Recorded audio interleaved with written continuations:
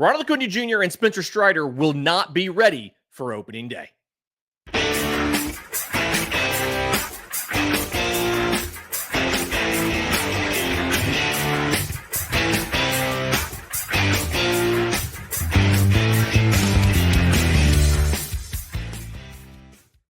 Yes, welcome on in to Braves Today for Wednesday, November 6th. Your source of news, notes, and updates on your Atlanta Braves. I'm your host, Lindsay Crosby. Follow me on Twitter at Crosby Baseball. He's Christian Raw, Christian S. Rauh on the Twitter machine. You can follow the show on Twitter, Braves_today. We have a Facebook page and Instagram as well.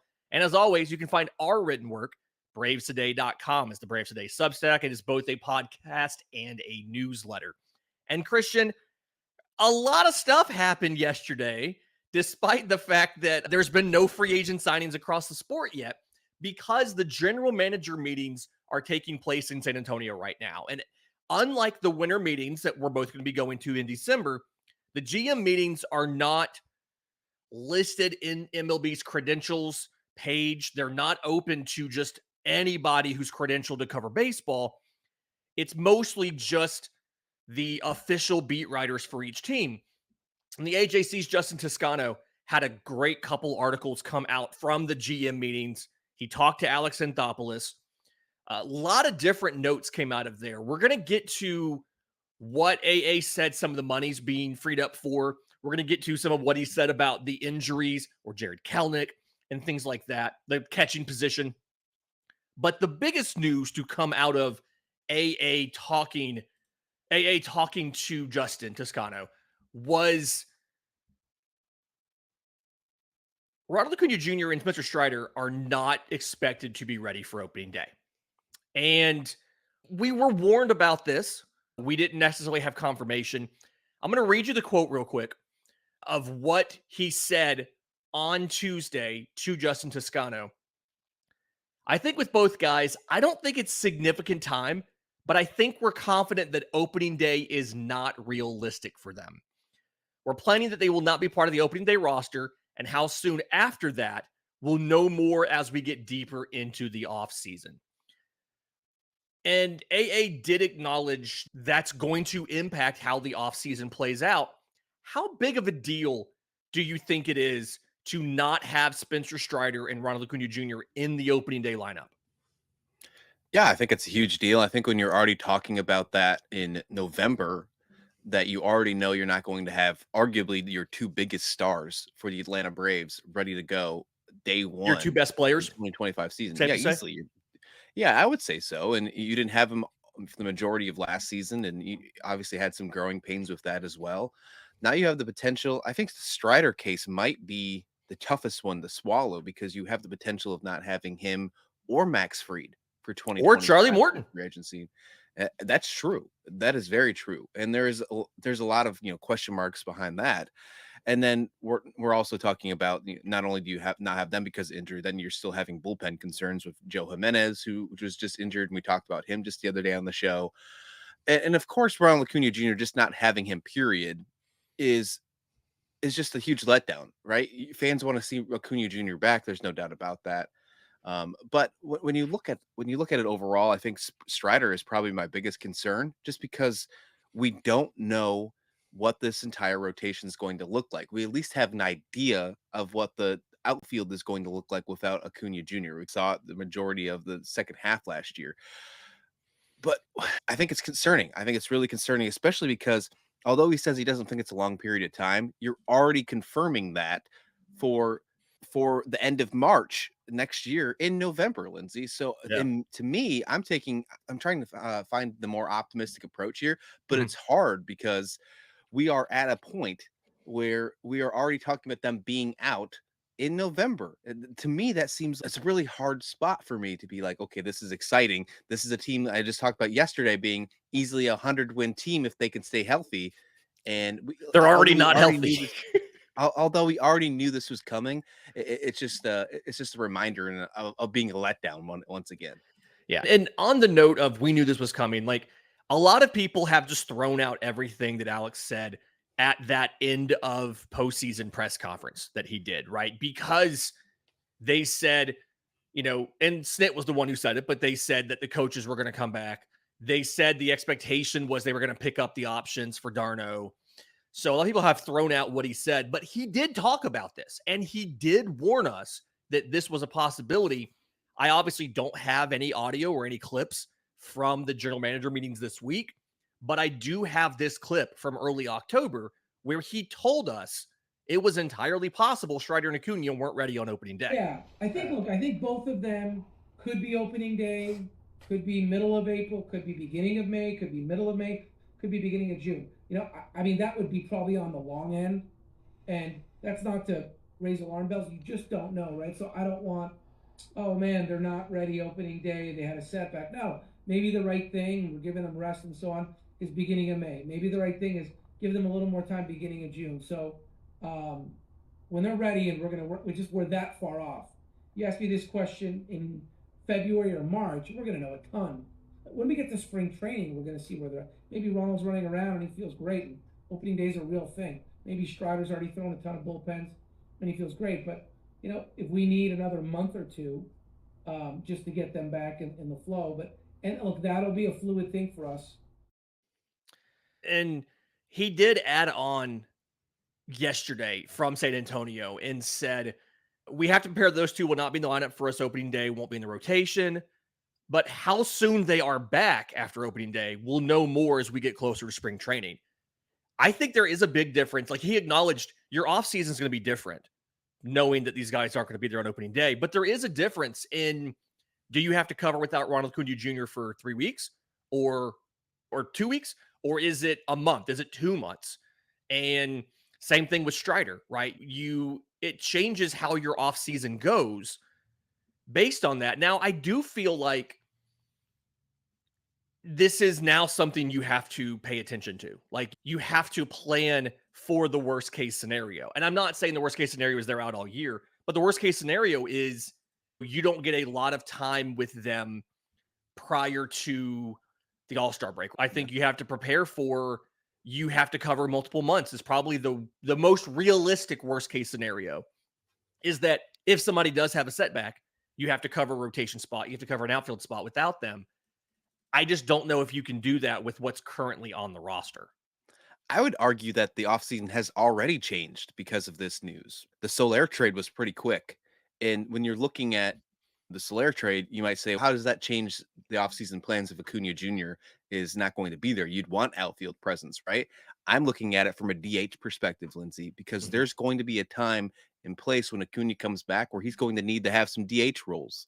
And although Ozuna's still here, there's not going to be a spot for Soler to take any of those spots, because you're going to have Acuna play some DH and some days when he's trying to get back into the groove and get back. We saw that in 2022 when he had his ACL injury. He played, I believe, 27 games at DH. So we're going to have to see that again. So I would argue that it's already been an offseason that has been impacted by the Acuna Jr. news, the Strider news of them potentially not coming back by June or the All-Star break or however you want to call it. So Right. yeah, I do think that's not, they're not done. I think AA is going to have to make some changes because of this news in this offseason. Obviously, we know that starting pitching is going to be some sort of be addressed somehow.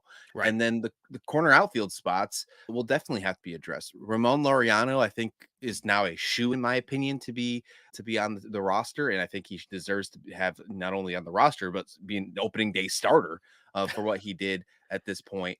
And then I do think you need to go ahead and your priority need to be raised a little bit. I still think shortstop is the number one priority. Don't get me wrong, but I do think that a corner outfield spot has now moved solely into number 2. Yeah. And on the Acuna point of designated hitter, because of how Marcell Ozuna's played in the last couple seasons, the difference in 22 was he was not this version of Marcell Ozuna in 2022. And so they were okay with, one, he played the outfield some, and then they were okay with benching him to get Acuna in the lineup. And I would argue right now, you can't do that. And so maybe that's what this is. They're saying, hey, he would be available for opening day, but he would have to get days off. He would have to rotate through DH some. And Alex Anthopoulos knows we can't afford to take Marcell Ozuna out of the lineup to put Ronald at DH. So as of now, our plan would be give him an extra month to get ready so that we don't have to throw him into DH and sit Ozuna, because that's obviously, if Ronald's hurting enough to need to play designated hitter, then it's hard to argue he would be an improvement over Marcell Ozuna.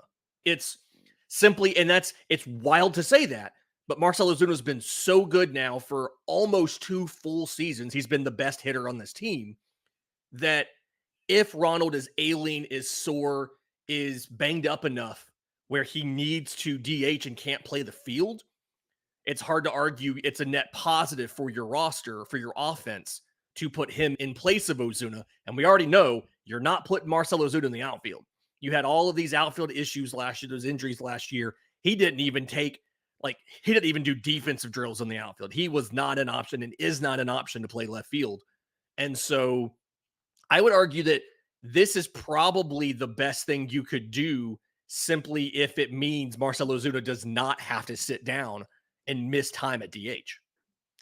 My pessimistic view here now is, let's just say it's only a month. Let's just say that's the case here. If that's the case, it's still at the beginning of the season. If he's missing a month of the regular season, you can just probably make the assumption that he missed all of spring training. So there's no buildup whatsoever for a guy like Acuna Jr. He's got to go to the minors. How long? Yeah. How long will it take for him to do a rehab assignment and be in the minors before he's ready? So does that mean a month with including him in Gwinnett, or a month I'm and then he assuming heads to so. Gwinnett? I'm assuming so. He wouldn't go from not playing at all to playing on opening day at the major league level. He would be ramping up during spring training. I would assume if it's a month that he's out, you get 30 days for a rehab assignment for a guy in his situation. So I would assume he would break camp with Gwinnett, play for a month, and he probably rotates. It's easy to just rotate him through DH and Gwinnett, right? He rotates through DH, and then from there comes back up and gets reinstated after a month or so when the rehab assignment ends, if not earlier. I would imagine that is where you are with this. Maybe he's So you're limited. saying that he's going to be a Columbus Clinkstone for the first ever game in Columbus. Is that what He'll you're saying? He'll be a Gwinnett striker. It would be cool if they put him down in Columbus, but he'll be a Gwinnett striper unless they're on the road and the team doesn't want to make him have to travel to wherever Gwinnett has to go to for opening day. I have not looked at the AAA schedule today, but if he's a Columbus Clinkstone, that's 40 minutes from my house. I'm going to see Ronald Acuña Jr. play. Are you kidding? But no, that's I feel like giving yourself the out now and saying he's not on the opening day roster. You can always turn around and change this later. And he said it both in the press conference in early October and yesterday in San Antonio, that when they come to spring training, they'll have a much better idea. Maybe he gets significantly better over the offseason. Maybe his rehab does accelerate and there's no setbacks. But either way, I think it's the right move to set the expectation now. He won't be here for opening day and then always be able to surprise us later. And I think this is all speculation here. I think this might be a little bit of AA trying to be a little more mindful of what people are going to take away from his words, because a lot of people have pointed to that press conference that I played here just a few minutes ago about, they said the coaches were coming back. They said Travis's option was getting picked up, and none of those things happened. And he's trying to be mindful of, hey, I would rather set proper expectations and then beat them than set an expectation and then have to break it like we did with the coaching staff, like we did with Travis d'Arnaud. How much more important of a trade now with bringing over in Griffin Canning? I know it was the salary dump, but bring over in Griffin Canning. How much more important of a trade is that now that he is an innings eater, knowing that Strider is not going to be available at the beginning of the season? It's definitely it definitely gives you more options in your rotation that are in-house, right? That's one of the big things here. We don't know about Charlie Morton. We don't know about, obviously, Max Fried. We don't know when Strider is going to be back. It does give you more options. Let's break that down. We'll do that next, right here on Braves Today. Welcome back to Braves Today. Lindsay Crosby, Christian Rome. We're talking about Ronald Acuña Jr. and Spencer Strider not being available for opening day and how this changes the offseason for Atlanta. Alex Anthopoulos did confirm, again, to Justin Toscano of the AJC, the only one who was there from Atlanta's beat, that this does impact the offseason plans. And he specifically said, we're looking at all of it, the bullpen construction and depth, the rotation, a position player standpoint. Like they're looking at everything. But we'll do the outfield in a minute. Let's do the pitching staff right now, because as of right now, when I look at the available arms you have, my starting rotation is 3 locks, right? Chris Sale, Renato Lopez, Spencer Schwellenbach. Barring injury, all 3 guys expect to be on the opening day roster. And your first 3 starters, I'd argue Chris Sale is your opening day starter. He's going to be the likely reigning Cy Young winner. He won a Triple Crown, Gold Glove, all that stuff. After that, if you tender Griffin Canning, it's expected to be around $5 million. You have him. They're stretching out Grant Holmes this offseason. We talked about that on yesterday's show. I think maybe the long man in the bullpen as a spot starter is the best role for him, but you've got that. Ian Anderson is expected to be, he's probably the favorite I have right now for that final spot in the rotation, if we assume Griffin Canning's in there. Bryce Elder and AJ Smith-Shawver are his biggest competition for that. You've got Hurston Waldrop, who I've been talking to some folks recently. He is being looked at more and more as a reliever than as a starter. I do think there's a chance that he ends up being, at some point in time, being the new closer after Raisel Iglesias leaves. They just haven't seen the control improvements that they were expecting from him, and it makes it very tough to project him into the rotation if your starters have issues.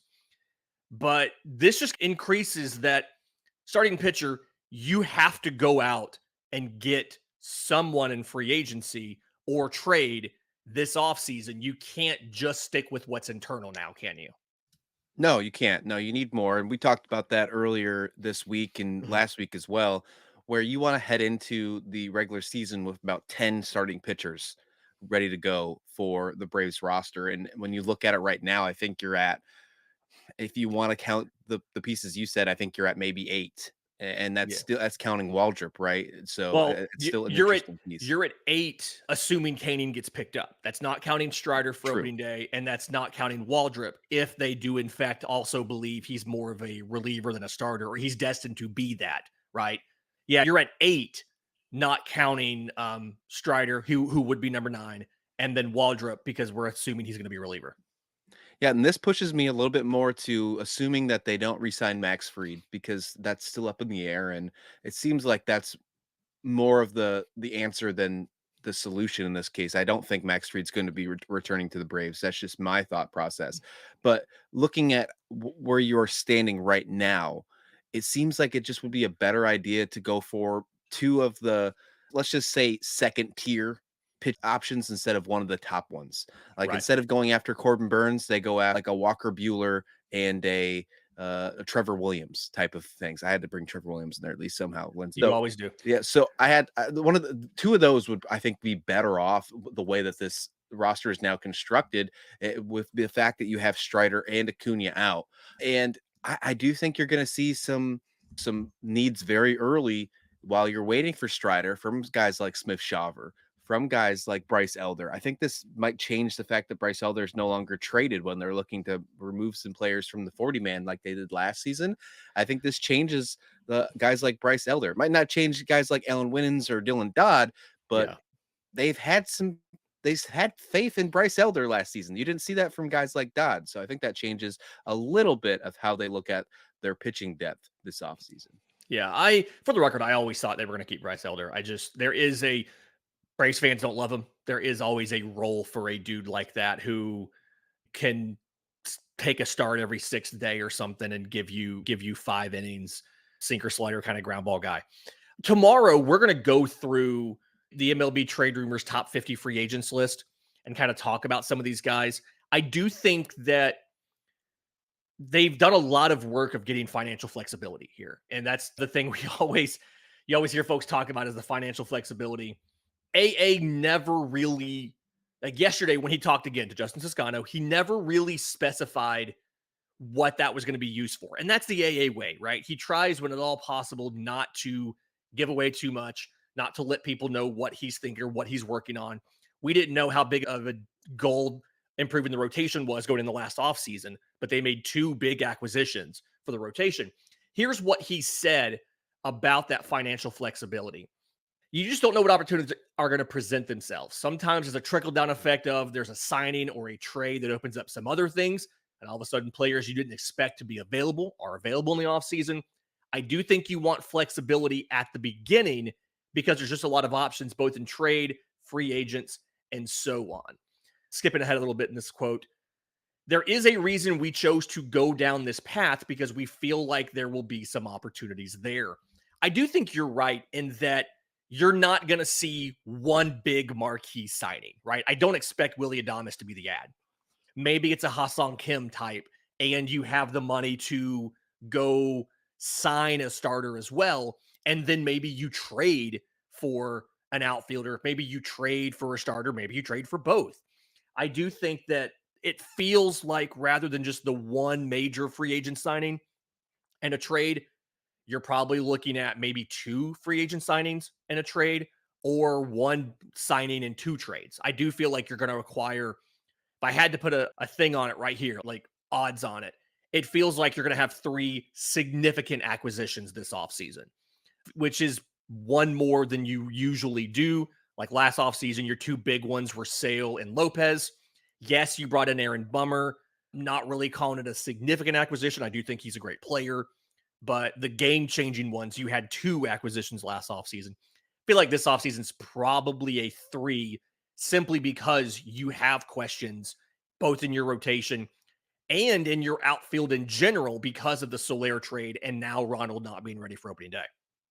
With Kelnick there, and obviously the assumption that Laureano returns, I still think that they go ahead and look for a corner outfield spot. But my Yeah. question would be, how deep do they go? Do they look for somebody who can compete for a starting job against those, or do they take the Adam Duvall route with a guy that's on the bench that can be playing both sides? Because you look at some of these corner outfielders that are in the free agency market right now, you see a lot of slugging potential. Do you focus on defense? Do you focus on slugging potential? Obviously, Anthony Santander would be a good piece. I don't know if that money would fit for the Braves, because that'd be a lot of money. You'd be banking on him being a starter. There's no doubt about that. He's not coming off your bench.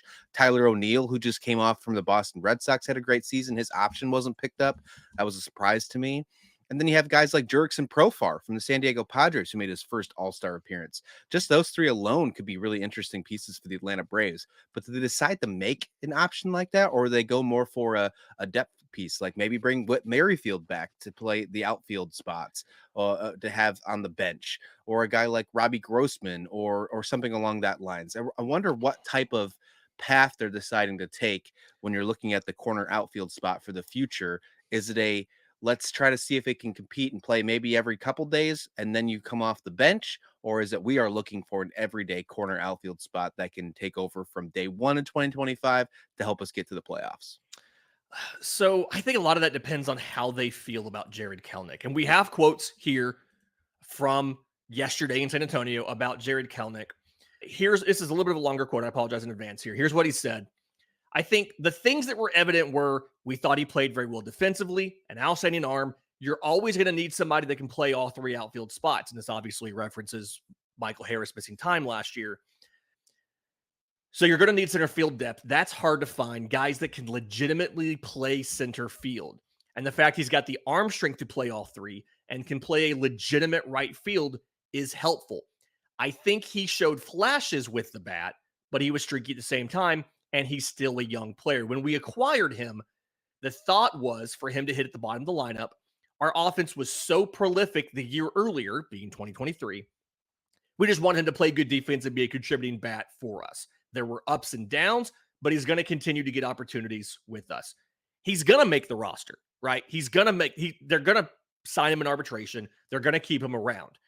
Does he start off as a 4th outfielder? Is he in a platoon?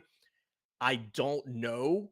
I do feel like outfield to me is easier to fill via trade than starting pitcher, because if you go get an outfielder, you're going to want to get a guy who can slug, right?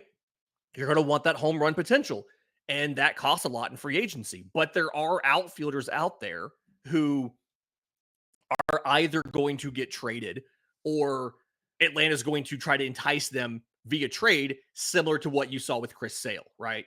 Off top of my head, I'm thinking about Texas is looking to cut payroll. Is Adolis Garcia an option there? You've made a lot of trades with the Angels. Okay, Taylor Ward, is that an option? I don't think we're getting Mike Trout. People don't try to do that.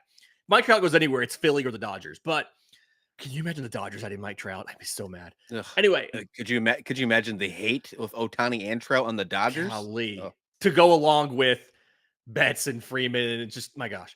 But it feels like if I had to handicap it right now, I think you probably sign a starter, and I think you probably trade for a starter, and maybe Canning's that guy. And I think you trade for an outfielder with you make a signing of a shortstop, simply because teams rarely trade shortstops.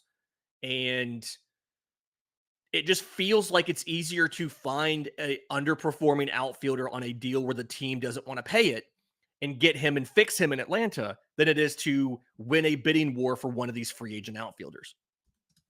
No, I don't disagree with that, but I will say that there's a pretty huge market for outfielders this season, even though some of them aren't like huge slugging potential guys. So if you're Right. looking for just a veteran presence to maybe battle with Kelnick for that third or fourth outfield spot, whoever wants to sit on the bench or whoever wants platoon, and if they decide to take a platoon route, I think there's plenty of options out there without having to make a trade. I mentioned some earlier, but you still have guys like Max Kepler. You could try to fix Eloy Jimenez, things like that. Manuel Margot. There's definitely some pieces that you could try and do, Right. but without going for a trade. But I do think that the options are out there for sure.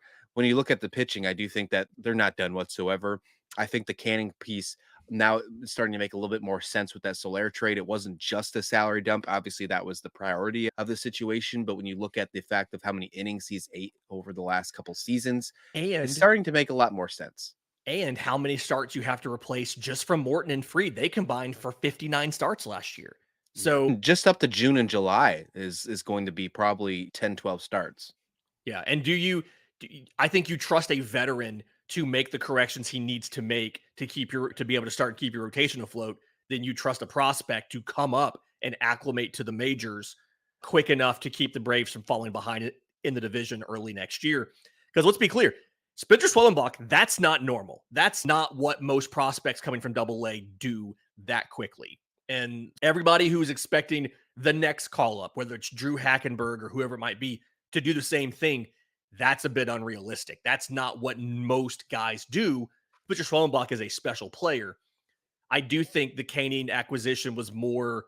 I'm more confident now that they end up bringing him back in some way, whether it's a new contract or an arbitration deal, simply because you have to think they didn't find out between last Tuesday and now that Strider wasn't going to be ready for opening day. They probably had an idea then.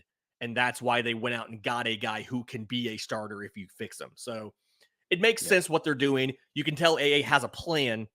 And again, on tomorrow's show, we're going to go through some of this top 50 free agents, discuss who is realistic and who is not, as well as what we've heard, what's been reported about Atlanta's interest in certain guys like Nathan Eovaldi, and dive into if they would be good fits or not.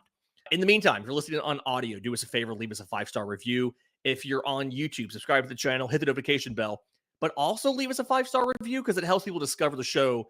And then either way, tell all your friends. They can get all their Braves news, notes, and updates from the Braves Today podcast. And until next time, this has been Braves Today.